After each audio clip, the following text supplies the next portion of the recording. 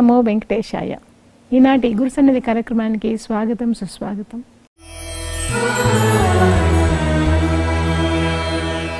తెలుగునాట శ్రీవైష్ణవ సంప్రదాయాన్ని, రామానుజుల ఆశయాలను, ఆదర్శాలను, ఆలోచనలను పలు క్షేత్రాలకు విస్తరింపజేసి అసంఖ్యాక జనావళిని వ్యక్తి స్థాయి నుంచి వ్యవస్థ స్థాయి వరకు కర్మిష్ఠులుగా మార్చి సమాజ పురోగమనం, దేశ సౌభాగ్యం, వ్యక్తి వికాసం త్రివేణిగా ప్రవహింపజేస్తోన్న త్రిదండి శ్రీమన్నారాయణ రామానుజ చినజీయర్ స్వామివారితో గురు సన్నిధి.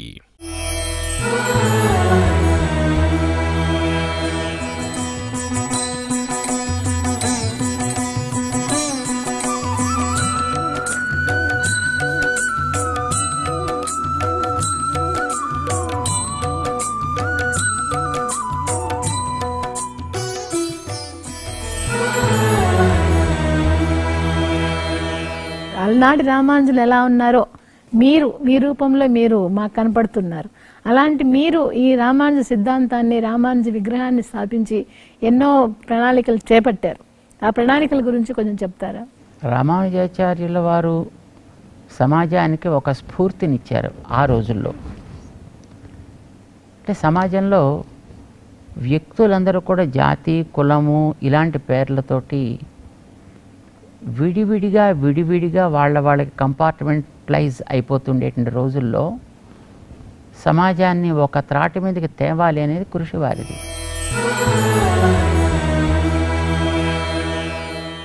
వైష్ణవ సంప్రదాయానికి, తర్వాత శ్రీరామానుజుల ఆలోచనలు, ఆశయాల సాధనకి ఎంతో కృషి చేస్తున్న శ్రీ శ్రీ శ్రీ త్రిదండి శ్రీమన్నారాయణ రామానుజ చినజీయర్ స్వామి గారిని అడిగి తెలుసుకుందాం.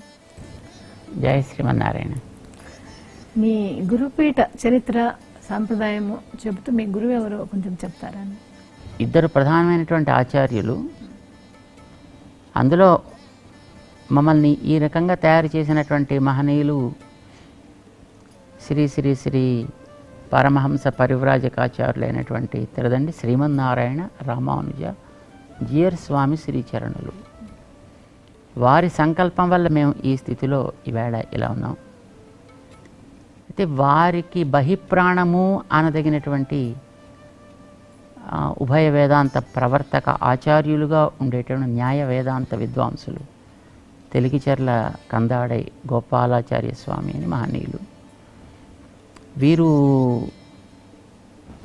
నడిగడ్డపాలెం ఆశ్రమంలో మమ్మల్ని అక్కడ ఉంచి మాకు వాళ్ళ దగ్గర నుంచి పాఠాలు నేర్పినటువంటి ఆయన, ఈ వేదాంత శాస్త్రంలో నేర్పినటువంటి మహనీయులు వారు. అయితే వీరిద్దరూ రెండు రూపాలుగా ఉన్నప్పటికీ కూడా ఒకటే ఆత్మ అన్నట్టుగా ఉండేవారు అన్నమాట. ఇప్పుడు మనకి తిరగలి ఉంటుంది కదా, రెండు ఉంటాయి. ఒకటి కదలకుండా కింద ఉంటుంది, రెండవది పైన తిరుగుతూ ఉంటుంది. మా జీయర్ స్వామి వారు లోకంలో తిరుగుతూ లోకపు పోకడలని బాగా తెలిసినటువంటి న్యాయ వేదాంతులు వారు కూడా న్యాయ వేదాంత విద్వాంసులే.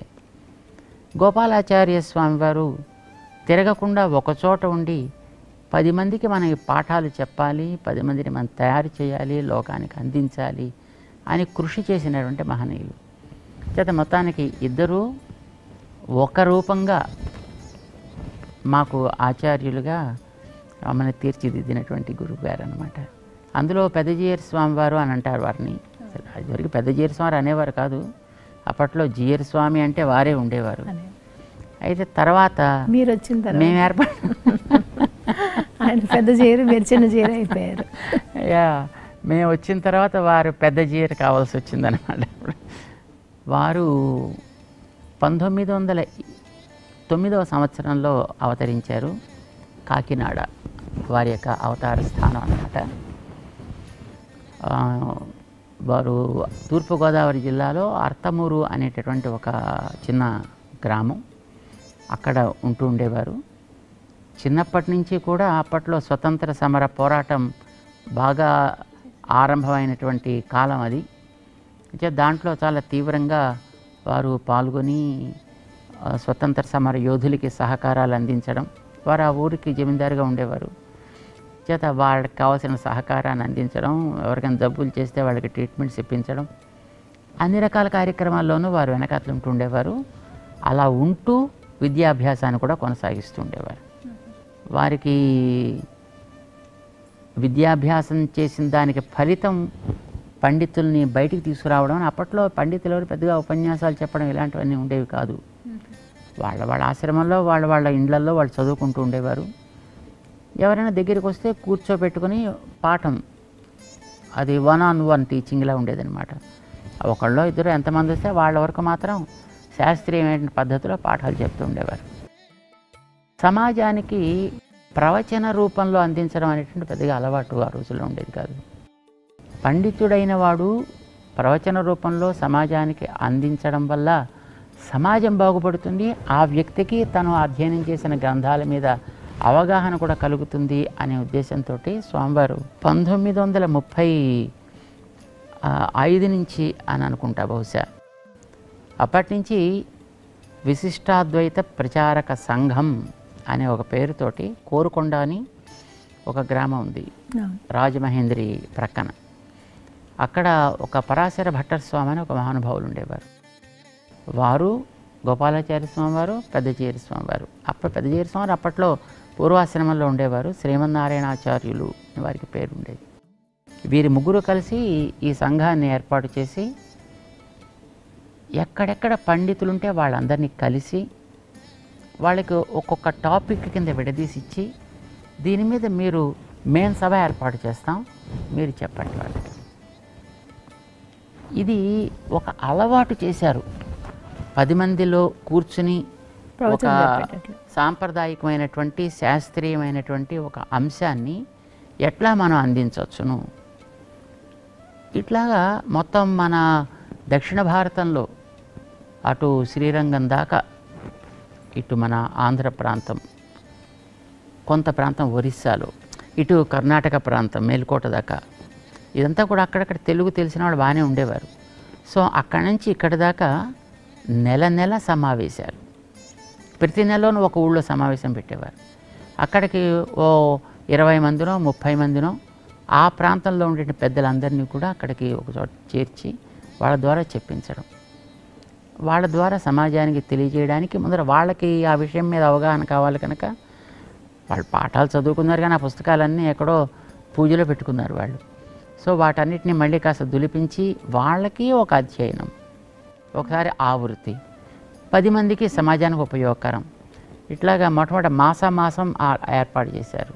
దాని తర్వాత ఋతు సమావేశాలని ఏర్పాటు చేశారు. అంటే 2 నెలలకి ఒక్కొక్క చోట పెట్టేవారు, 6 నెలలకి ఒక్కొక్క చోట పెట్టేవారు. ఏడాదికి పెట్టేది మన విజయవాడలో పెడుతుండేవారు అనమాట.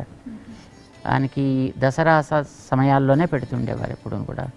చేత వాటికి దసరా సభలు అనే పేరు అన్నమాట.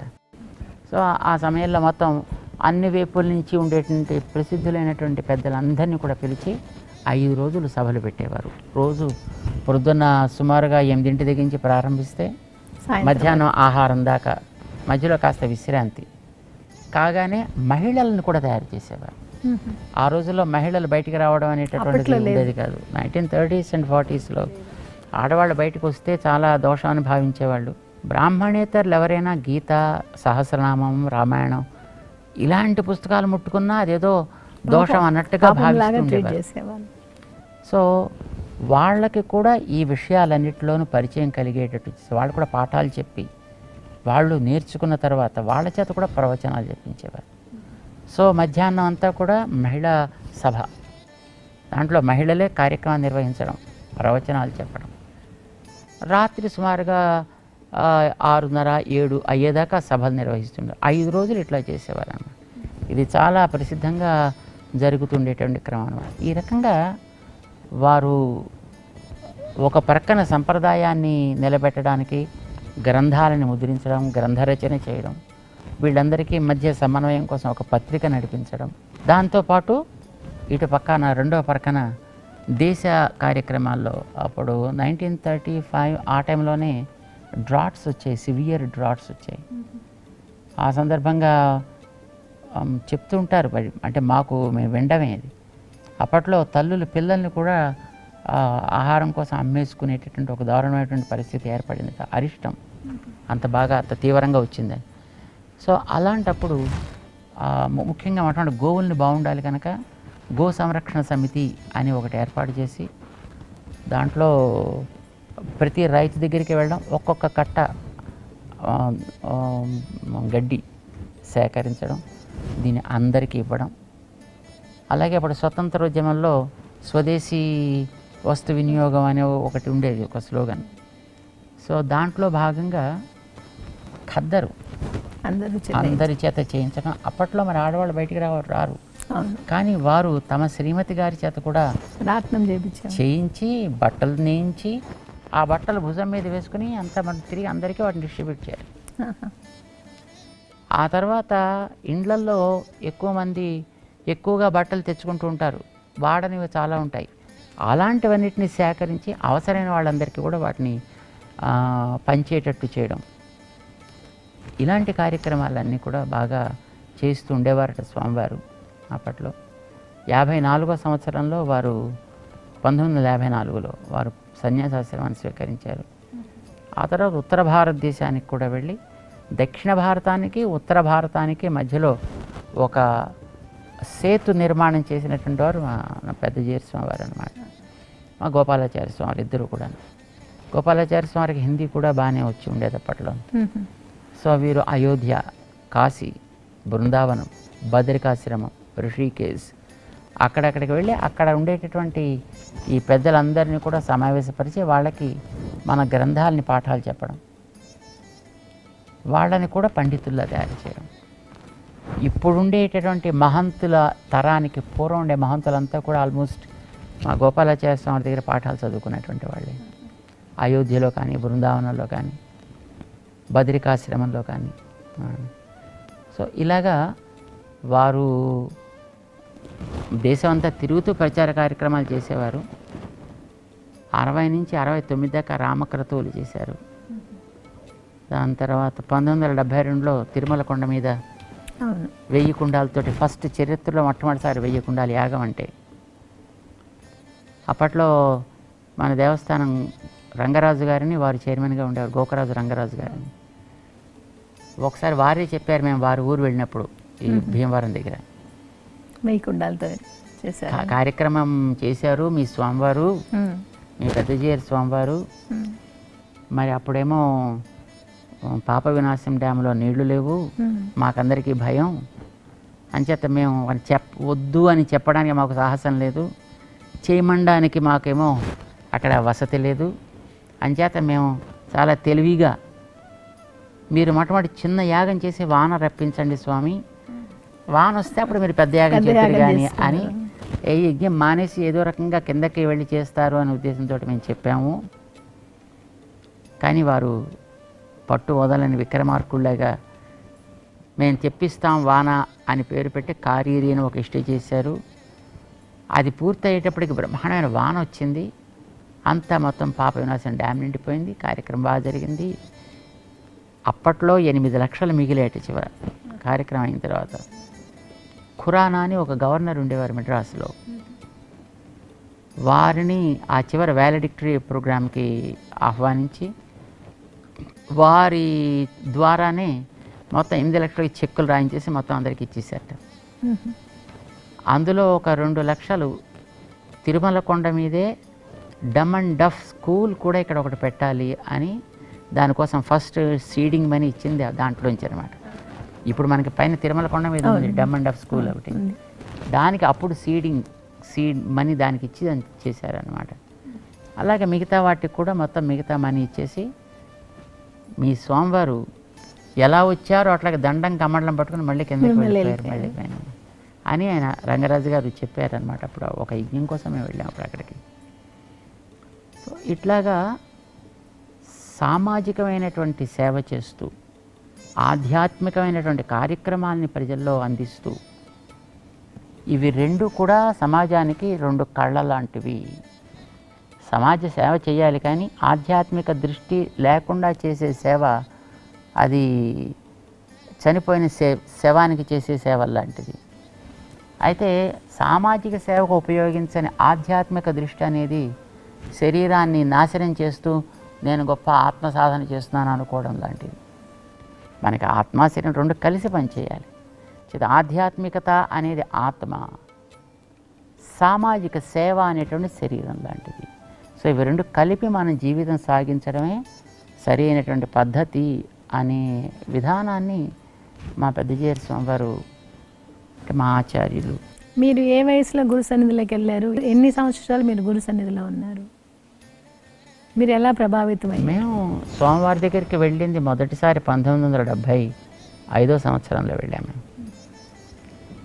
అప్పటికి మాకు బహుశా 23 సంవత్సరాల వయసు అనుకుంటాను. మాకు అంతకుముందు పెద్దగా వీటి మీద అవగాహన అది ఏం ఉండేది కాదు, పెద్దగా పరిచయము లేదు, శ్రద్ధ కూడా లేదు. లౌకికంగా ఏదో చిన్న చిన్న చదువులు చదువుకున్నాం. అప్పుడు ఏదో చిన్న చిన్న ఉద్యోగాలు చేస్తుండేవాళ్ళం, అంతవరకే మాకు తెలుసును. 75వ సంవత్సరంలో ఏదో కారణం చేత స్వామి దగ్గరికి వారు ఏదో కొన్ని వస్తువులు కావాలి అని అంటే అప్పుడు ఎవరు లేకపోతే మమ్మల్ని పంపించారు ఇచ్చి వారికి ఇవ్వడం కోసం. ఆ సందర్భంగా స్వామివారి మొదటిసారి దర్శనం చేశాం 1975. బహుశా మేము అనుకుంటాం భోగికి ముందు రోజు, జాన్యువరిలో అనమాట. అప్పుడు అక్కడ వారు ఒక యజ్ఞం చేస్తున్నారు అక్కడ కాకినాడలో. అప్పుడు వారిని మొదటిసారి మేము దర్శనం చేసుకున్నాం. ఆ తర్వాత క్రమంగా వారి దగ్గరికి వచ్చాం. వారికి ఒక స్టెనోగ్రాఫర్ కావాలి అని వారు ప్రకటించారు ఆ టైంలో. మాకు అది వచ్చును అప్పట్లో కంప్యూటర్స్ లేవు కదా. సో మేము టైపు స్టెనోగ్రఫీ నేర్చుకున్నాం.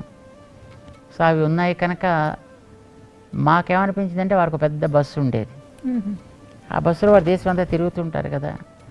మాకు దేశం అంతా తిరగడం అంటే మాకు సరదా. వారికి పెద్ద బస్సు ఉంది, తిరుగుతుంటారు కనుక వారి దగ్గర ఉంటే చక్కగా మనం కూడా దేశం అంతా తిరగచ్చు అని. మీలో ఉండే విద్య, మీలో ఉండే సరదా ఆయన దగ్గర చేసింది. వారికి కావాలి అనగానే మేము వారి దగ్గరికి వెళ్ళి అడిగాం. మీరు స్టెనోగ్రాఫర్ కావాలంటున్నారు కనుక ఏదో నాకు వచ్చిన స్టెనోగ్రఫీ నేను చేయగలను. అలా అనాలా, అనొచ్చా, అనకూడదా కూడా మాకు అప్పుడు తెలియనటువంటి ఒక అజ్ఞానపు దశ. అయితే వారు నవ్వుకున్నారు. సరే సరే పని చేయడానికి పనికొస్తారు కదా అనుకుని తీసుకున్నారు. వారితోటి చేరిన తర్వాత 75లో మాకు వారి సన్నిధికి వెళ్ళి ఆఫీస్ కార్యక్రమాలు చూస్తుండేవాళ్ళం మేము ప్రధానంగా వారి దగ్గర. అప్పట్లో all India temple renovation committee అని పేరుతో ఒక సంస్థ ఉండేది. ఆలయాల్ని జీర్ణోద్ధరణ చేసే ఒక స్కీమ్ అనమాట, దక్షిణ దేశంలో కానీ ఇక్కడ అన్ని చోట్ల. సో ఆ రిపోర్ట్స్ అన్నీ మేము తయారు చేస్తుండేవాళ్ళం అనమాట. 76వ సంవత్సరంలో వారు బదరికాశ్రమం వెళ్ళినప్పుడు మమ్మల్ని కూడా తీసుకెళ్ళారు. అప్పుడు మమ్మల్ని అక్కడ ఉండమని, నువ్వు ఇక్కడ కూర్చుని ఇదిగో ఈ మంత్రాన్ని ఇలా అనుష్ఠానం చేయవయా అని మాకు అక్కడ నిర్దేశించి వారు శ్రీరంగం వెళ్ళిపోయారనమాట. అప్పుడు మేము అక్కడ సుమారుగా ఒక 45 రోజులు మేము అక్కడ ఉన్నాం, అనుష్ఠానం చేసాం. అక్కడి నుంచి వచ్చేసిన తర్వాత 77వ సంవత్సరంలో మా గోపాలాచార్య స్వామి వారి సన్నిధానానికి పంపించారు. వీడికి పాఠాలు చెప్పి వీడిని మనిషిగా తయారు చేయండి అని. సో అప్పుడు మేము గోపాలాచార్య స్వామి వారి దగ్గర, ఆల్రెడీ మీరు మనిషిగా ఉండరు, గురువుగా తయారు చేయమని చెప్పారు. అంటే మనిషిగా ఉండడం అంటే ఆకృతి కాదు కదా, ఉండవలసిన జ్ఞానం ఉన్నప్పుడే వాడు మనిషి అవుతాడు. కుటుంబంలో పుట్టారు కాబట్టి ఆటోమేటిక్గా అవన్నీ ఉంటాయి కదా, మంచి సంప్రదాయం మంతిలే ఉంటుంది. ఆచార్యులుగా తయారు చేయడానికి వాళ్ళని కుదిర్చారు. పుట్టాం కానీ ఏం తెలియదు, ఏ సంస్కారం లేదు. మేము ఏదో ఒక లౌకికంగా చిన్న చిన్న పనులు చేసుకుంటూ బతుకుతుండేవాళ్ళం. మాకు అంతవరకే ఇప్పుడు అప్పటి ఉండి అలా ఉండేది అది. కానీ వారి దగ్గరికి వెళ్ళిన తర్వాత మాకు సాంప్రదాయకమైనటువంటి పాఠాలను చెప్పి మమ్మల్ని మనిషిగా తయారు చేసినటువంటి మహనీయులు గోపాలాచార్య స్వామివారు అన్నమాట. ఇది పెద్ద స్వామివారి సంకల్పం ఇది. ఎందుకంటే 75లో మేము మొదటిసారి వారిని తెల్లవారుజామున చూసాం. అప్పుడు మా తల్లిగారు అడగమన్నారు వారిని. మా ఇంట్లో బోల్డని పుస్తకాలు ఉండేవి, ఈ సాంప్రదాయకమైనటువంటి గ్రంథాలన్నీ, వేదాంత గ్రంథాలు, అన్ని భాషల్లో ఉండే గ్రంథాలు ఉండేవి. వీటన్నిటిని ఏం చేయమంటారు అని అడగవయ్యా అని చెప్పారు. మేము అడిగాం, ఏం చదువుకోవచ్చు కదా అన్నారు మమ్మల్ని. అంటే మాకు అవేం పెద్ద అర్థం కావు కదా అన్నాం మేము. నాకేసి చూసి ఒకసారి నవ్వి, కావాలనుకుంటే అదే వస్తుందో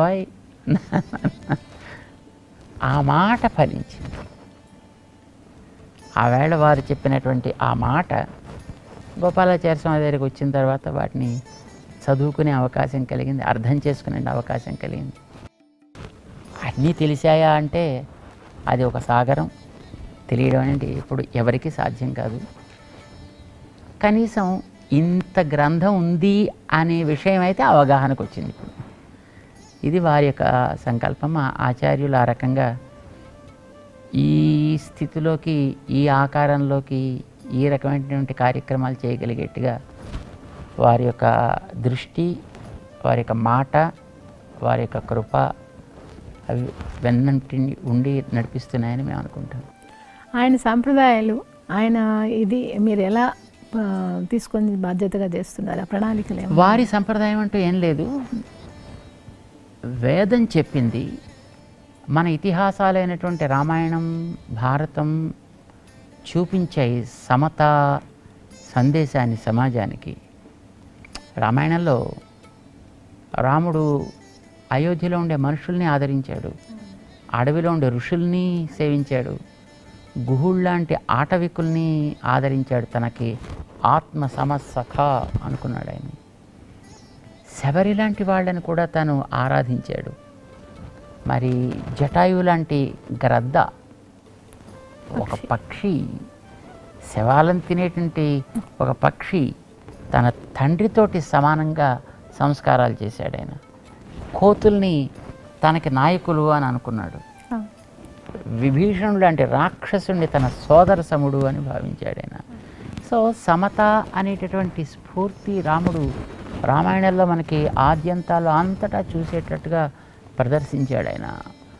అదే భారతంలోకి మనం వెడితే శ్రీకృష్ణుడు మహానుభావులైనటువంటి చక్రవర్తుల దగ్గర తిరిగాడు, భీష్ముడు లాంటి జ్ఞానుల దగ్గర తిరిగాడు, మహానుభావులంటే ఋషుల దగ్గర తను సేవించాడు, గొల్ల పిల్లల దగ్గర తను తిరిగాడు, అతను గోవుల వెంట నడిచాడు ఆయన. సో సమత్వం అనేటటువంటి, సమభావన అనేటటువంటిది భగవంతుడు మనకి ఇతిహాసాల్లో చూపించాడు స్పష్టంగా. అయితే ఇది ఆ తర్వాతి కాలంలో ఎక్కడో కొంత దానికి దెబ్బ తగిలింది, అది లోపించింది. దానికి తిరిగి మళ్ళీ ప్రాణం పోసినటువంటి వ్యక్తి రామానుజాచార్యుల వారు. 1017వ సంవత్సరంలో పుట్టి 1137 దాకా, అంటే 120 సంవత్సరాల నిరంతరమైనటువంటి వారి యొక్క కృషి, శ్రమ ఫలితంగా సమతా దృష్టి సమాజానికి ఎంత అవసరమో వారు ఆచరించి చూపించారు. ఆనాటి సమాజం చేత దాన్ని ఒప్పించారు కూడా. ఇప్పుడు సిద్ధాంతాలు ఎన్నో ఉండొచ్చు, కానీ ఆ కాలపు సమాజం దాన్ని అంగీకరించగలగడం అనేది చాలా కష్టం. సామాన్యులు అంగీకరించవచ్చు, కానీ ధీమాన్యులు, పాలకులు అంగీకరించడం అంటే చాలా కష్టం. రామానుజాచార్యుల వారు ఆనాటి బుద్ధిమంతులైనటువంటి పెద్దల్ని కూడా తమ యొక్క విజ్ఞానం చేత పరవశుల్ని చేయగలిగారు, పరిపాలకుల్ని తన మార్గంలో నడిచేటట్టు చేసుకోగలిగారు. ఇది రామానుజాచార్యుల వారు ఆవేళ చెప్పినటువంటి సమతా స్ఫూర్తి. అది మరి దాన్ని తర్వాత కాలాల్లో మహానుభావులు ఆయా ప్రాంతాల్లో ఆచరించి ఉంటారు, కానీ అది ప్రాంతీయమైపోయింది. మనకి తమిళనాడులోనో లేకపోతే మరొక చోటో ప్రాంతీయంగా దాన్ని పాటించే వాళ్ళు ఉన్నారు. కానీ ఒక్కసారి దాన్ని దేశీయం చేసి, ఆనాటి రామానుజుల వారు మనం చూడలేదు, బహుశా ఇలాగే ఉండేవారేమో అని అటు తమిళనాడులో ఉండేటటువంటి దాక్షిణాత్యులు, అటు ఉత్తర దేశంలో ఉండేటటువంటి ఔత్తరాహులు, మధ్య ప్రాంతంలో ఉండేటువంటి మనవాళ్ళు అందరూ అనుకునేటట్లుగా మళ్ళీ ఆ సిద్ధాంతానికి కొత్త ఊపిరి ఊదినటువంటి మహనీయులు మన పెద్దజీయర్ స్వామి గారు. ఇటు తమిళనాడులో ఉండేవాళ్ళని ఇంప్రెస్ చేయగలిగారు, అటు ఉత్తరాదిలో ఉండే వాళ్ళందరినీ కూడా ఇంప్రెస్ చేయగలిగారు. మధ్యలో ఉండే మన తెలుగు వాళ్ళందరూ జీఎంగారు అంటే మన పెద్ద స్వామి వారే. ఇంకొకళ్ళు ఎవరు జీఎంగారు అనేటువంటి పదానికి ఇంకొకళ్ళు ఎవరు అర్థం అనే విషయం కూడా చాలామందికి తెలియదు.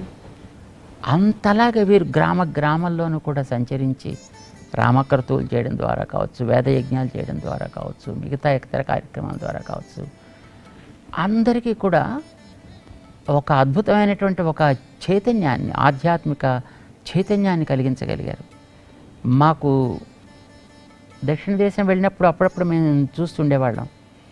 అక్కడ ఉండేటువంటి మహనీయులు కూడా పెద్ద స్వామివారి దగ్గరికి వస్తే వీరే రామానుజుల వారంటే కాబోలు అని చాలామంది అనుకుంటూ ఉండేవారు.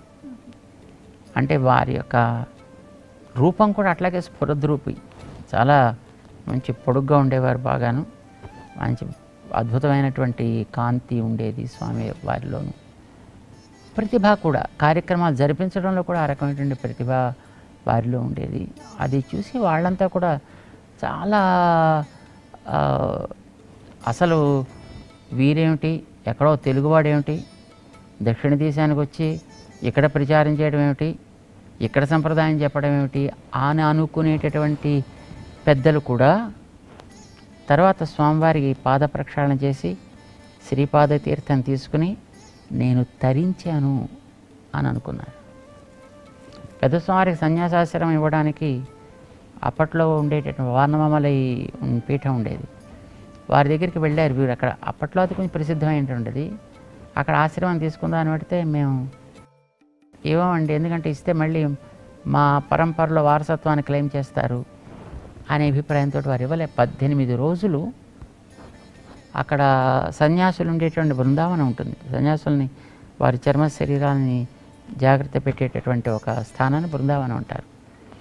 అక్కడ వీరు ఉంటూ వారి దగ్గరికి రోజు వెళ్ళి రిక్వెస్ట్ చేసేవారట, పంపించారు. తర్వాత అక్కడ పెరుమాళ్ళ దగ్గర పెట్టి ఒక ఆశయాల్ని ఇంకొక జీర స్వామివారు ఇచ్చారనుకోండి. శ్రీవిల్లిపుత్తూరులో ఉండేటిని మరొక జీర స్వామివారు ఇచ్చారు, వారి బల. అలాంటి ఆ మహనీయులు వీరి ఆశ్రమం స్వీకరించి వీరు రామకర్తవులు చేసేటువంటి వీరి ప్రభావాన్ని దర్శించిన తర్వాత ఒకసారి వీరు సేవించుకోవడానికి వెళ్ళారు వారిని. అప్పట్లో మేము వచ్చిన తర్వాత అనమాట, మేము వచ్చిన కొత్తలో 175. పండు ముసలి ఆయన, తెల్లగా ఆయనకి గడ్డం అది ఉండేది. మంచం మీద లేవలేని స్థితిలో పడుకున్నప్పుడు స్వామివారి వారిని సేవించుకోవడం, వారి ఎందుకు గురుభావం ఉండేది అందరి ఎందుకు కూడా. వెళ్ళినప్పుడు వారి స్వామివారిలాగా చేతులు కట్టుకుని నిలబడున్నారు పక్కన. ఆ పడుకున్నటువంటి ఆ పెద్ద ఆయన, శ్రీమన్నారాయణ నన్ను పిలిపించుకునే కాలం ఇంకా రాలేదయా, ఎప్పుడు పిలిపించుకుంటావు.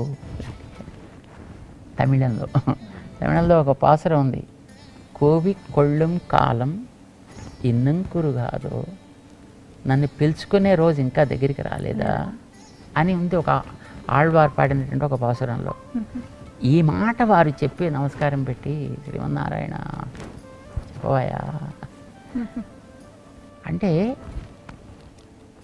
ఒకనాడు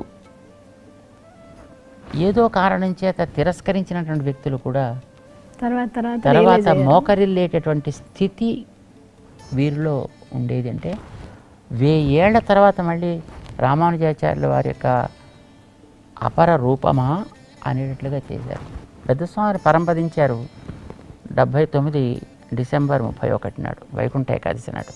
ఆ తర్వాత వారి యొక్క కార్యక్రమాన్ని పూర్తయిపోయిన తర్వాత మా గోపాలాచార్య స్వామి వారు కాంచీపురంలో అన్నంగరాచార్య స్వామి అయిన ఒక మహామహిమోపాధ్యాయ, చాలా చాలా ప్రసిద్ధులు అన్నమాట సంప్రదాయంలో, వారికి ఒక లేఖ రాశారు. పెద్ద స్వామి వారి యొక్క విగ్రహాన్ని ఇక్కడ వారి బృందావనం ఏర్పాటు చేసి అక్కడ ప్రతిష్ఠించాలనుకుంటున్నాం, చేయవచ్చా అని రాశారు. వెంటనే వారు తిరుగు సమాధానం రాశారు, ఇది చెయ్యవచ్చా అంటారేంటి, రామానుజాచార్యుల వారి యొక్క శ్రీమూర్తి 108 దివ్య దేశాల్లో ఎట్లా ఆరాధనలు అందుకుంటుందో జీయర్ స్వామి వారి యొక్క విగ్రహం కూడా అట్లా ఉండి 108 దివ్య క్షేత్రాల్లోనే ఆరాధనలు అందుకోతగి ఉన్నది, ఇందులో ఏమి సందేహం లేదు అని వారు పెద్ద లేఖ రాసి పంపించారు. ఇది మా పెద్దస్వామి వారి యొక్క కాలంలో వారు లోకానికి మళ్ళీ రామానుజ స్ఫూర్తిని అందించారు. అంచేత వారు కొత్తగా ఏర్పరిచినటువంటి సిద్ధాంతం అంటూ ఏమీ లేదు. ఆనాటి రామానుజులు చేసినటువంటి ఒక అద్భుత కార్యాలని, ఆనాడు వారు హరిజనులు కూడా మంత్రం ఇచ్చి ఇచ్చారు. వారికి కూడా ఆలయాలలో దర్శనం చేసుకునేటటువంటి ద్వారాలు తెరిచి ప్రవేశింపచేసి దర్శనాన్ని ఎట్లా ఇచ్చారో వీరు 1935 అప్పుడు ఆ ఊళ్ళో ఉండేటువంటి హరిజనులకు ఇల్లు కారిపోతే పాకలు తమ ల్యాండ్ ఇచ్చి 128 ఇళ్ళు వాళ్ళ కోసం పక్కా హౌసెస్ నిర్మించి వాళ్ళందరికీ కూడా ఇచ్చారనమాట. అంటే అప్పట్లో that is the first colony in India for Harijans, pucca houses తోటి అనమాట. సో ఇలాంటి కార్యక్రమాలన్నీ కూడా వారు చేసి రామానుజ అపర అవతారము అని అనిపించుకున్నారు. మాకు వారే స్ఫూర్తి. వైష్ణవ సాంప్రదాయంలో ఈ సౌశల్యము సంగతి అని అంటుంటారు, దాని గురించి కొంచెం వివరిస్తారు స్వామి? సౌశీల్యము అని అంటే కలిసిమెలిసి ఉండగలగడం అని అర్థం అండి. మామూలుగా మనం మాట్లాడుకునేటప్పుడు శీలము అని ఒక పదం. అవును. శీలము అని అంటే మామూలుగా మన క్యారెక్టర్ Character అంటే అంటాం. కాదు, క్యారెక్టర్ అంటే చారిత్రము అంటారు. శీలము అని అంటే తను పదవి చేత, ధనం చేత, విద్య చేత, మరొక దాని చేత అతి ఉన్నతమైనటువంటి స్థితి ఉన్నా అది లేని ఒక వ్యక్తితోటి కూడా అరమరిక లేకుండా వీడు కలవగలిగితే అది శీలం అంటాను. ఇప్పుడు రాముడు శబరి దగ్గరికి వెళ్ళాడు. రాముడు ఎక్కడి వాడు, శబరి ఎక్కడిది? రాముడు ఎక్కడి వాడు, జటాయు ఎక్కడిది? రాముడు ఎక్కడి వాడు, గుహుడు ఎవడు? గుహుడిని అమాంతం కాకరించుకున్నాడు. పక్కన కూర్చొని లక్ష్మణుడి కొంచెం ఒళ్ళు మండుతోంది. That's okay. ఇది శీలం అంటాం. ఇది రాముడు చూపించాడు. ఇది అయితే కొంతమంది ఏదో కారణం చేత ఒక లబ్ధి కోసమని అప్పుడప్పుడు ఏదో స్వాతంత్ర దినోత్సవం వచ్చినప్పుడు మరొక రోజు వాళ్ళు వెళ్ళి అప్పుడప్పుడు రోడ్లు ఊడవడం, అప్పుడప్పుడు వీళ్ళకి వాళ్ళ కాళ్ళు కడగడం, ఇలాంటివన్నీ చేస్తుంటారు. కానీ అది పబ్లిసిటీ కోసం చేసేటువంటి కార్యక్రమం. వాళ్ళకి మనస్సులో ఉంటుంది, నేను ఇంతవాడిని, వీడింతవాడు, వీడికి నేను చేస్తున్నాను అనే భావన ఉంటుంది. ఆ భావన కూడా లేనంత ఉదార హృదయం ఉంటే అది సుశీలము అంటాం. సుశీలమే సౌశీల్యం. అది ఇది నిజానికి ఎవరిలో ఉంటే వాడే వైష్ణవుడు అంటాం. వైష్ణవుడికి ప్రధానంగా ఉండాల్సినటువంటి గుణం ఇదే. రాముడు చూపించాడు, అది మన అందరిలోనూ ఉండాలి. అందుకోసమే ఎదటి వ్యక్తి వాడు కూడా విష్ణు భక్తుడే అయినట్టయితే వాడి కులము, జాతి, మతము దాంతో సంబంధం లేకుండా వాడిని చూడగానే యువతల వ్యక్తి ఎంత గొప్పవాడైనా దండవత్ ప్రణమేత్ భువి, ఒక కర్రని ఇలా నిలబెట్టిన దాన్ని వదిలితే అది ఎలాగైతే పడుతుందో అలాగా సాష్టాంగం చేసి వాడిని సేవించాలి అని అంటారు. ఇది సౌశీల్యము అని అంటాము. సంగతి అనేటటువంటిది ఒక గుణమేం కాదు. సాధారణంగా సంగతి అంటే వాళ్ళతో చేరి ఉండుట అని అంటాం అన్నమాట. మనకి మహానుభావులు పెద్దలందరిలోనూ ఈ సౌశీల్యం ఉంటుంది. ఆవలి వ్యక్తి కష్టాన్ని చూసి అది తన కష్టంగా భావించి అది పోతే తప్ప తనకి సుఖం లేని స్థితి ఉంటే అది నిజమైనటువంటి వైష్ణవ లక్షణము అన్నారు. మనకి మెహతాజీ పాడినటువంటి పాటలో నరసింహదాస్ మెహతా వైష్ణవ లక్షణాన్ని అద్భుతంగా పాడాడు. ఆయన వైష్ణవ జనితో తేనే కహి యజు పీడి ఫరాహి జానీరే. ఒక వ్యక్తిలో కలిగినటువంటి కష్టానికి చూసి ఎవడి గుండె తాను ఆ బాధపడుతున్నట్టుగా దాంతో వీడు మమైకం కాగలుగుతాడో వాడు నిజమైనటువంటి వైష్ణవుడు. అంటే ఎవడు తను కష్టపడాలని అనుకోడు, పోగొట్టుకోవాలనుకుంటాడు. కారణం అది కనుక దాన్ని పోగొట్టినప్పుడే వీడి కష్టం పోతుంది, లేకపోతే వీడి కష్టం పోదు. అంటే వాడు ఎవడి కష్టాన్ని కూడా వాడు చూసి సహించకుండా దాన్ని తొలగించేటటువంటి ఉద్యమంలోనే ఆ జీవితం గడుపుతూ ఉంటాడు అన్నమాట. రాముడు అట్లాంటి వాడు. నిజమైన వైష్ణవ లక్షణం అదే అని అంటారు. ఆ లక్షణాన్ని రామానుజుల వారు కలిగి ఉండేవారు ఆ రోజుల్లో. ఈ రోజుల్లో ఎవరికి ఉంటే వాళ్ళల్లోనే ఆ సౌశీల్యమో సంగతి ఉన్నట్లెక్క వాళ్ళకి. ఈ వైష్ణవ సంప్రదాయంలో ఈ నారాయణ సూక్తము, విష్ణు సూక్తము, పురుష సూక్తము ఈ మూడింటికి ఎక్కువ ఇంపార్టెన్స్ ఇస్తారు. ఎందుకు అంత ఇంపార్టెన్స్, దాన్ని వివరిస్తారు కొంచెం? సాధారణంగా వేదాన్ని ఒక రాశిగా మనం తీసుకున్నప్పుడు ఆ వేదాన్నంతటికీ కూడా యజుర్వేదము శిరస్థానీయము అని అంటారు. ఎందుకంటే ఆ యజుర్వేదం ఒకటి జాగ్రత్తగా ఉన్నట్టయితే మధ్య మధ్యలో ఎప్పుడైనా మిగతా వేదాలకి కాస్త లోపం ఏర్పడ్డా తిరిగి మళ్ళీ వాటిని మనం రివైవ్ చేసుకోవచ్చును అని. ఇంకా అది శిరస్థానీయం అన్నారు. యజుర్వేదంలో కూడా మళ్ళీ ఆ పురుష సూక్తం దానికి శిరస్థానీయము అన్నారు. ఎందుకనంటే జగత్తు యొక్క సృష్టి క్రమాన్నంతటినీ కూడా వివరించి తత్వం ఇది అని నిరూపణ చేసినటువంటి వేద భాగం అది. ఇప్పుడు ఈ ప్రపంచానంతటినీ కూడా ఒక మానవాకృతిలో, మనం మనుషులం కదా, మనకి మనిషిగా చూడడమే మనకి ఎక్కువ ఇష్టం ఉంటుంది. మిగతా జంతువులను మనం ప్రేమించినా బట్ మనిషిగా ఒక ఆకృతిని మనం ఆదరించి గౌరవించి ప్రేమించినట్టుగా మిగతా రూపాలను అంతలా ప్రేమించాం మనం. ఈ సమాజాన్ని అంతటిని కూడా ఒక మానవాకృతిలో రూపొందించింది మనకి పురుష సూక్తం. ఎక్కడెక్కడ ఇప్పుడు ఇందులో ముఖం చేసే పని ఏమిటో చెప్పింది. ప్రపంచంలో రూపాలు చూసేది కళ్ళు, రూపాలు చూపించేది సూర్యచంద్రుడు కనుక సూర్యచంద్రుడు కళ్ళు కింద చెప్పింది. ప్రాణం మనకి పోసేది ముక్కు కనుక గాలిని ఆ స్థానంలో చెప్పింది. శరీరాన్నంతటినీ కూడా ఆర్ద్రతతో ఉంచేటటువంటిది మన అబ్డామిన్ కనుక సముద్రాన్నంతటినీ కూడా ఆ అబ్డామిన్ స్థానంలో చెప్పింది. మనకి స్థిరమైనటువంటి ఒక నిలకడనిచ్చేది మన పాదాలు కనుక భూమిని పాదస్థానాల్లో చెప్పింది. మనకు కావలసినటువంటి ఆలోచనని అవధి లేనంతగా ఇచ్చేటటువంటిది మన శిరస్సు కనుక దీన్ని ద్యులోకం అని చెప్పింది. సో ఇలాగా ఒక మానవ ఆకృతి నిర్మాణం మనం చూసినప్పుడు ఈ కనిపించేటువంటి ప్రపంచంలో ఏదేది అందులో ఏ స్థానానికి అమరుతుందో అది చెప్పి ఈ విశ్వమంతా కూడా భగవంతుడి యొక్క దివ్య మంగళ విగ్రహం. చాలామంది ఈ ప్రపంచం అంతా కూడా క్షణికము, బుడగ లాంటిది, తుచ్చము ఇలా అంటుంటారు కదా. ఇదంతా భగవంతుడి యొక్క దివ్య ఆకృతి అయితే ఇందులో ఏది మనకి పరిత్యేజించదగింది? ఏది లేదు. చూడటంలో లోపమే తప్ప వస్తువులో లోపం లేదు. దాన్ని ఎలా చూడాలో తెలుసుకోవాలి, దాన్ని ఎట్లా ప్రేమించాలో ప్రేమించాలి, ఏ రకంగా దానికి మనం సేవలు అందించాలో అలా సేవలు అందించాలి. చేయవలసిన పని అది. ఇది మనకి నేర్పింది పురుష సూక్తం చెప్పింది.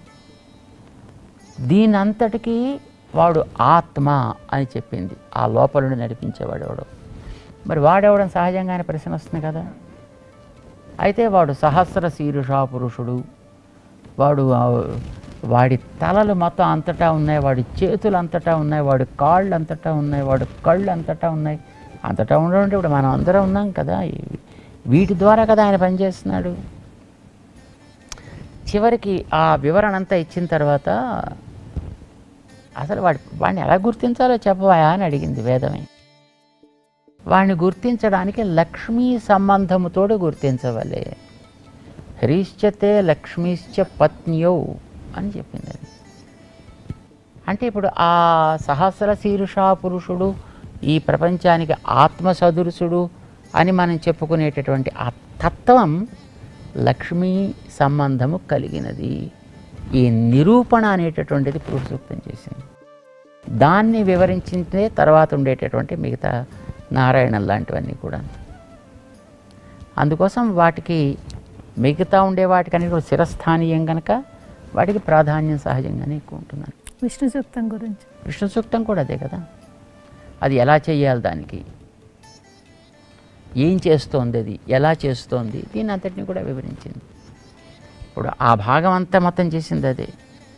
పురుష సూక్తం, మంత్రపుష్పం, విష్ణు సూక్తం, దాని తర్వాత నారాయణం అని మళ్ళీ తైత్తరీయ ఉపనిషత్తులో ఒక భాగం ఉంది. ఏం చేస్తూ ఉంటుంది మొత్తం ఈ ప్రపంచాన్ని అంతా ఎలా నడిపిస్తూ ఉంటుంది, చాలా విస్తృతంగా వివరిస్తుంది అన్నమాట అదంతా. బట్ ఇదంతా చేసేటువంటి ఆ తత్వాన్ని నిరూపణ చేయడం లక్ష్మీ సంబంధంతో నిరూపణ చేసింది మనకి. అందుకోసమే చాలామంది ఏం చెప్తారంటే దేవుడు ఎవడు అనే విషయాల్లో ఎన్నో రకాల చర్చలు ఉన్నాయి. ఆయన బ్రహ్మ, విష్ణువా, శివుడా, మరొకడా. మనకి అవన్నీ ఎందుకండి, అమ్మవారితోటి రికగ్నైజ్ చేసుకోమని చెప్పింది మనకి. చేత ఎవడి వేదాంతాహ తత్వచింతాం మురభిదురసి యత్ పాద చిహ్నై తరంతి. వేదాంతులు అనేటటువంటి వాళ్ళందరూ కూడా వాళ్ళ తత్వం ఏది అనే ఒక ఆలోచన బయలుదేరితే వాళ్ళు ఎక్కడ చూడాలి? ఎవడి వక్షస్థలం మీద లక్ష్మీదేవి యొక్క పాదపు చిహ్నాలు కనిపిస్తాయో అది. ఇది నిరూపణ చేసినటువంటిది ఈ భాగం, వేద భాగం అన్నమాట. చేత మురభిత్ అని పేరు ఆయనకి, మురాసురుని సంహరించాడు కనుక. చేత మురభిద్ ఉరసి ఆయనకు వక్షస్థలంలో యత్ పాద చిహ్నై, లక్ష్మీదేవి ఇప్పుడు ఆయన హృదయంలో ఉంటుంది కనుక ఆవిడ పాదాలకి రాసుకున్నటువంటి ఆ లత్తిక గుర్తులు ఆయన వక్షస్థలం మీద ఎప్పుడు కూడా కనిపిస్తూ ఉంటాయి. అవి చూసి ఇది తత్వం, ఇది ఆశ్రయణీయం అని వాళ్ళు ఆ తత్వచింతన ప్రవాహంలోంచి బయటపడతారు వాళ్ళు. తిరుపతి వెంకటేశ్వర స్వామి ఆ విధంగా లక్ష్మిని పెట్టుకోవడానికి శ్రీనివాసుడు అయ్యాడు కదా. శ్రీనివాసుడు అంటే ఆయనే కదా. వ్యూహలక్ష్మి, ఆ వ్యూహలక్ష్మిని రామానుజుల వారే ఇచ్చింది. తర్వాత వైష్ణవ సంప్రదాయంలో జాగ్రత్తావస్థలో తురీయము అని చెప్పడమేనా, లేకుంటే ఇంకా ఏమన్నా వేరే సిద్ధాంతం ఉందంట? అవస్థలు అనేటువంటి జాగ్రత్త, స్వప్న, సుషుప్తి, తురీయము అని 4 అవస్థలు వేదాంతాల్లో చెప్పారు మనకి ఉపనిషత్తుల్లో. అవును. జాగ్రత్త అవస్థ అంటే ఇప్పుడు మనం మెలకుగా ఉండి చూసే అవస్థ.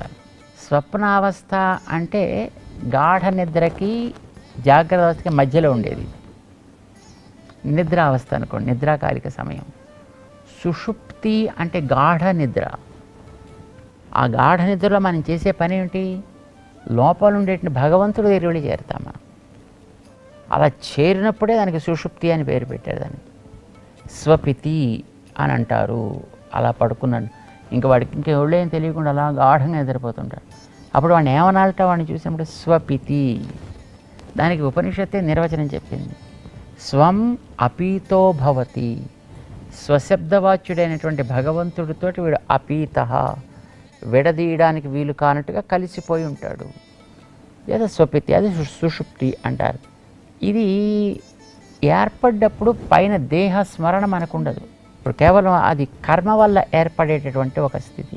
కర్మ వీడికి చేసిన పని వల్ల కలిగిన అలుపు తీరడం కోసమే అప్పుడప్పుడు భగవంతుడి వెళ్ళి చేరిస్తే అప్పుడు దేహానికి మళ్ళీ కాస్త అలుపు తీరగానే మళ్ళీ అవి యాక్టివ్ అయినప్పుడు మళ్ళీ వీడు లోపల చూసి దాంతో బయటకు వేస్తాడు, బయట పనులు చేసుకుంటాడు. ఇది తను కర్మాధీనంలో ఉండి తన యొక్క ప్రమేయం లేకుండా భగవంతుడికి చేరడం, మళ్ళీ బయటికి రావడం. అంటే ఇది కూడా ఒక తాత్కాలిక మోక్షమే. కానీ కర్మ ప్రభావం చేత వచ్చింది కనుక మళ్ళీ వెంటనే తీరగానే మళ్ళీ బయటకు వస్తుంటాడు, మళ్ళీ బయట ప్రవృత్తిలో చేరుతుంటాడు. ఇది సుషుప్తి అవస్థ. కానీ వీడికి ఉండేటటువంటి శ్రద్ధ చేత, చేసిన సాధన ప్రభావం చేత, లేదా ఆచార్య అనుగ్రహం, భగవద్ అనుగ్రహం వీడి మీద ప్రవర్తించడం చేత వీడు స్వయంగా ఆ భగవంతుడితోటి అంతర్ముఖుడై చేరి అనుభవించేటటువంటి దశ తురీయ దశ అంటాము. అప్పుడు అది ఇప్పుడు వీడికి కర్మ వల్ల నిద్ర పెట్టినప్పుడు మళ్ళీ ఆ ఎలకేట్ చేసిన కర్మ తీరగానే మళ్ళీ ఆటోమేటిక్గా బయటకు వచ్చేస్తాడు.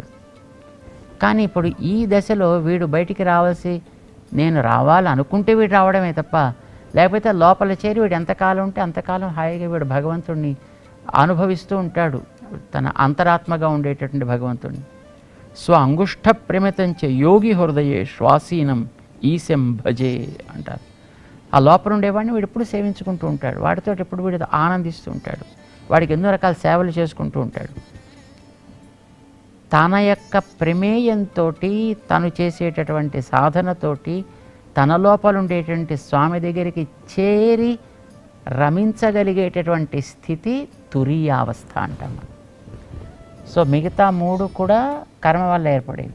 ఇది వాడి అనుగ్రహంతో తనకు లభించేటటువంటి భగవద్ అనుభవ దశ. దాన్ని మనం తురీయావస్థ అంటాం అన్నమాట. అంటే అదే జాగ్రత్త అవస్థలో మీరు ఆ తురీయం అనుభవిస్తున్నారు, అదే వైష్ణవ సిద్ధాంతం. అంటే వైష్ణవ సంప్రదాయంలో ఉండే వాళ్ళకి భగవంతుడు కేవలం లోపల మాత్రమే పరిమితమై ఉండడమ్మా. ఇప్పుడు కనిపించే చెట్టు ఆయనే, అయితే మనకి పైన చెట్టు కనిపిస్తోంది ఇప్పుడు మన చర్మంలాగా, అందులో మళ్ళీ ఆ పచ్చదనం ఒకటి ఉంది, ఇందులో జీవంలాగా. ఆ చెట్టుకి అది కొబ్బరి అనేటువంటి పేరు రావటానికి లోపల ఒక జీవుడు ఉండడం, వాడి కర్మానుభవం కోసం వాడు ఇక్కడికి వచ్చేవాడు. అంచేత అది కూడా జీవుడు ఒకడు కర్మ వల్ల ఏర్పడ్డ ఒక శరీరం, కొంతకాలం బ్రతుకు. ఈ శరీరం కూడా అంతే. ఇప్పుడు మనం తెలుసుకోవడం అనంటే, నిజమైన జ్ఞానం అనంటే, ఏ పదం చెప్పినా ఆ పదం ఆ లోపలుండే వాడి దాకా చెందుతుంది. ఇప్పుడు దీనికి కొబ్బరి అని మనం అన్నామంటే అది పైనుండే ఆకు దగ్గర నుంచి లోపల జీవుడి దాకా, జీవుడిలో ఉండే దేవుడి దాకా వెళ్ళి చేరితేనే మనకి పదానికి అర్థం తెలిసినట్టు లెక్క. అంచేత అప్పుడు ఇది చూసినా మన భగవంతుడినే చూస్తున్నాం. ఇప్పుడు మీరు తురీయంలో ఉన్నప్పుడు దేవుణ్ణి అనుభవిస్తున్నారు అన్నారు. అదే సామాన్య భక్తులైతే నవవిధ భక్తి మార్గాలు ఆచరించాల్సిందే కదా. సామాన్యులు ధీమాన్యులు అనే ప్రశ్న లేదు. అంటే అందరూ అంత స్టేజ్కి వెళ్ళలేరు కదా. తెలివి ఉన్నందుకు మనిషి చేయవలసిన పని నిజానికి అదే. నిజానికి అప్పుడే శబ్దానికి నిజమైన అర్థాన్ని తెలుసుకునే దశ వాడికి వచ్చింది అని అంటాం. శబ్దానికి అర్థం తెలుసుకోవడాన్ని వ్యుత్పత్తి అంటారు. వ్యుత్పత్తి, ఒక పదానికి వ్యుత్పత్తి తెలియడం నిజంగా జరిగింది అని అంటే వీడికి లోపల దాకా వీడు కనెక్ట్ కాగలిగాడని అర్థం అన్నమాట. జ్ఞానం ఉన్నందుకు ప్రయోజనం అదే. అది ఆ వ్యుత్పత్తి కలగాలి. ఈ వ్యుత్పత్తి కలిగిన తర్వాత చేసే ప్రతి పని భగవంతుడికి అంకితం కావాలి. ఆ చేసే ప్రతి పనిని 9 భాగాలు చేశారు మనవాళ్ళు. ఆ 9 భాగాలకి 9 భక్తులని పేరు పెట్టి నవవిధ భక్తి అని పేరు పెట్టారు. విన్న, పాడిన, ఆలోచన చేసిన, ఏదో ఫిజికల్గా మనం ఏదైనా ఒక పూజ పునస్కారం ఏదో ఒకటి చేసిన, ఏదో ఏ పని మనం చేస్తున్నప్పటికీ ఇవన్నీ కూడా భగవత్ సేవల కింద మారాలి. మరి అలా మారాలంటే ఎప్పుడు మారుతాయి? తల్లి తాను కన్నటువంటి అపురూపంగా తనకి పుట్టినటువంటి చిన్న శిశువుకి ఏదో చేయాలని పాపం తను చేసే ప్రతి పనిలోనూ వాడికి ఎట్లాగా ఆనందం ఇది ఆలోచిస్తూ ఎట్లా చేస్తుందో, ఈ నిజమైనటువంటి ప్రేమ కలిగినటువంటి ఒక వైష్ణవుడు, ఒక భక్తుడు తాను చేసే ప్రతి పనిలోనూ ప్రతి కదలికలోనూ ఎలా భగవంతుడు నేను ఆనందింప చేయాలి అని ఆలోచిస్తే అవే 9 విభాగాలు అవుతాయి. శ్రవణం, కీర్తనం, విష్ణోహం, స్మరణం, పాదసేవనం, అర్చనం, వందనం, దాస్యం, సఖ్యం, ఆత్మనివేదనం, ఇవన్నీ దాంట్లో భాగాలే కదా. ఇవన్నీ కూడా జీవన శైలిలో ఉండేటువంటి వివిధ అంశాలు. ప్రతి అంశ ప్రేమతో సాగాలి. అది ఏడుస్తూనో మొక్కుతూనో మూలుగుతూనో సాగకూడదు. వాటికి నవవిధ భక్తులు అని పేరు. చేత నవవిధ భక్తులు సామాన్యులకి లేకపోతే ఇదేదో ధీమాన్యులకి అనే ప్రశ్న లేదు. అంటే ఈ శ్రవణం చేయటము, దాసత్వం చేయటము ఇవన్నీ అందరికి కొంచెం చేతన అవుతాయి. తురీయంలోకి వెళ్ళి ఆ ప్రపంచాన్ని దేవుణ్ణి మన దీంట్లో రమించాలా అంటే ఆ స్టేజ్కి చెందాలంటే కొంచెం కష్టం కదా. ఈ మార్గాల్లో కొంచెం మామూలుగా ఉండేవాళ్ళు, మార్గాల్లో అలవాటైన వాడికి అది సహజంగానే ఏర్పడుతుంది. ఇప్పుడు మీరు ప్రత్యక్షంగా కానీ పరోక్షంగా కానీ మీకు ఏమన్నా అనుభవాలు ఉన్నాయా దేవుడితో? మరి రోజు అంత అనుభవాలే కదా. అంటే ప్రేక్షకులు పంచుకోవటానికి ఒక 2 అనుభవాలు. మేము 76లో బదరికాశ్రమంలో పెద్ద స్వామివారు ఆదేశిస్తే అక్కడ ఉన్నాం అని ఇందాక అని చెప్పాం కదా. మమ్మల్ని మాకు అప్పటిదాకా అసలు ఎక్కడ ప్రపంచంలో దేశంలో ఎటు వెళ్ళడం అలవాట్లేదు. మాకు దూర ప్రయాణాలు ఎప్పుడు మాకు తెలియవు, చేతకావు. మొదటిసారి బదరికాశ్రమం తీసుకెళ్ళారు. అది హిమాలయాలు. పగలకి ఎండ ఉంటే పర్వాలేదు తప్ప లేకపోతే చలి, రాత్రి అయితే చలి. అలాంటి చోటకి తీసుకెళ్ళి మమ్మల్ని అక్కడ కూర్చోబెట్టి ఆయన 45 రోజులు ఇక్కడ కూర్చొని అనుష్ఠానం చేయవాయి, ఇది ప్రాసెస్ అని ఇచ్చారు. వారు మళ్ళీ శ్రీరంగం వెళ్ళిపోయారు. 15 రోజులు అయింది. మాకు ఒక లెటర్ రాశారు. ఏమో నిన్న అక్కడ వదిలిపెట్టి మేము వచ్చాం కదా, ఒంటరిగా ఉన్నామని అనుకుంటున్నావేమో, కాదు. ఎందుకనంటే ప్రతి వ్యక్తిలో కూడా భగవంతుడు లక్ష్మీ సమేతుడై అనంత గరుడ విశ్వక్సేన ఆది నిత్యసూరులతోటి పరిసేవితుడై కోట్లానుకోట్లుగా ఉండేటిన ముక్తగణంతో సేవన వారి యొక్క పూజల్ని అందుకుంటూ ప్రతి జీవ హృదయంలో కూడా ఉంటాడు. చేత నీలో కూడా ఉన్నాడు. మరి అందరితోటి నువ్వు కూడుకున్నప్పుడు నువ్వు ఒంటరివాడు ఎందుకు అవుతావు? అంచేది ఎప్పుడు కూడా ఒంటరితనాన్ని ఫీల్ అవ్వకు, లోపల ఉండేవాడిని గుర్తించు. అలా గుర్తింపచేసేటువంటిది ఒక గ్రంథం అని ఉంది, అష్టాక్షరి మంత్ర వివరణ గ్రంథం. చేత రోజు చక్కగా నీకు అనుష్ఠానం అయిపోగానే కాసేపు కూర్చుని దాన్ని అనుసంధానం చేసుకో అని వారు రాశారు. రోజు మేము ఆ పని చేస్తుండేవాళ్ళం. రోజు కూర్చొని కాసేపు దాన్ని చదువుతుండేవాళ్ళం. అది ఊహించుకోవడమే నాకు చాలా ఇదిగా ఉంది. మీరు మీరు అప్పుడు ఎలా ఫీల్ అయ్యారో కానీ మాకు అది గొప్ప ధైర్యం. అది అంటే అప్పటిదాకా అంటే మనం కూడా చెప్తాం దేవుడు మనలో ఉన్నాడు, నాతో ఉన్నాడు, నా పక్కన ఉన్నాడు అని చెప్తాం. కానీ అంత ఇదిగా లక్ష్మీ సమేతుడే అంత సేవకగణంతో అంత దీంతో మనలో ఉన్నాడు అని ఊహించుకోవడమే పరమ సంతోషంగా ఉంది.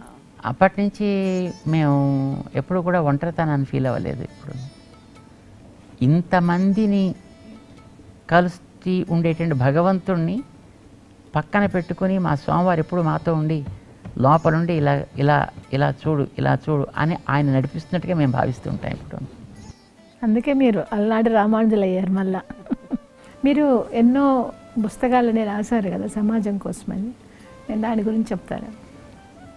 మేము కొత్తగా పుస్తకాలు ఏం రాయలేదు. మనకి రామానుజాచార్య స్వామి రాసినవే 9 గ్రంథాలు ఉన్నాయి. వాటి మీద వ్యాఖ్యానాలుగా ఆచార్యులు ఇచ్చినవి అనంతమైనటువంటి సాహిత్యం ఉంది. వాటికి అనువాదాలను మేము అందిస్తుంటాం.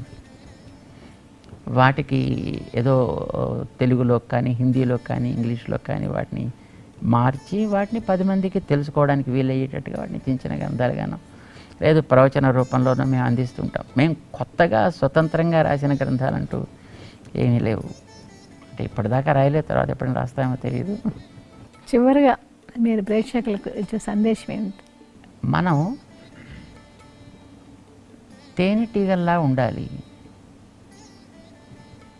తేనెటీగ నిరంతరం సంచరిస్తూ పుష్పాల్లో ఉండేటటువంటి తేనెని గ్రహిస్తూ ఉంటుంది. పుష్పానికి హాని కలిగించదు, ఆ చుట్టూ ఉండే వాతావరణాన్ని పాడు చేయదు. తనకు అవసరమైంది ఎంతవరకు అంతవరకే తీసుకుంటుంది. తన మానాన్ని తను పెడుతుంది, తను చేర్చాల్సిన చోట ఎక్కడో దాన్ని చేర్చుకుంటూ ఉంటుంది. ఇది భక్తులుగా మనందరి బాధ్యత అని మేము భావిస్తాం.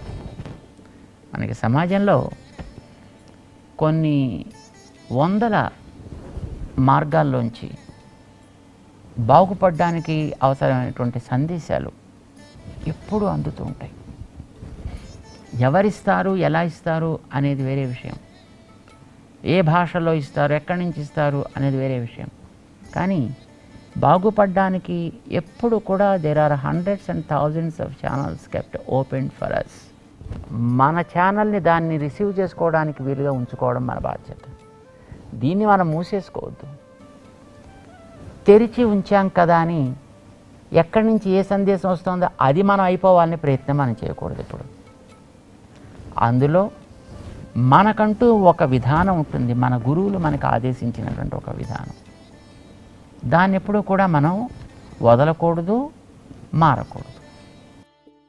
దీన్ని బలపరుచుకోవడం కోసం మనకు అందేటటువంటి మంచి సందేశాలు ఎప్పుడు ఎక్కడి నుంచి వచ్చినా సరే చక్కగా అందుకొని అందులో ఎంతవరకు మనం దాన్ని అడాప్ట్ చేసుకోగలం అనే దాన్ని ఆలోచన చేసే మంచి బుద్ధి భగవంతుడు మనకి ఇచ్చాడు కనుక దాన్ని వాడుతూ మన యొక్క ఆచార్యులు ఆదేశించినటువంటి మార్గాన్ని మనం చక్కగా ఆశ్రయించి ముందుకు జీవితంలో సాగగలిగితే మనం ఎప్పుడూ కూడా జీవితంలో శాంతిని ఆనందాన్ని పొందుతాము అని మేము విశ్వసిస్తాం.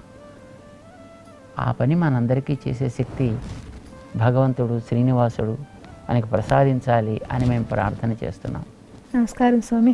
చాలా విషయాలు చాలా విపులీకరించి చాలా బాగా చెప్పారు. ముఖ్యంగా పెద్దజయం గారు రాసిన ఆ ఉత్తరాన్ని వింటుంటేనే పరమ సంతోషంగా ఉంది. చాలా బాగా చెప్పారు స్వామి. ధన్యవాదాలు. చాలా సంతోషం అమ్మా. జై శ్రీమన్నారాయణ. 23 సంవత్సరాల యువకుని అలనాటి రామానుజులుగా తయారు చేసినారంటే ఆ గురు సన్నిధి అనేది ఎంతటి ప్రభావాన్ని ఇస్తుందో గుర్తించండి. ఇది ఈనాటి గురు సన్నిధి కార్యక్రమం. ఓం నమో వెంకటేశాయ.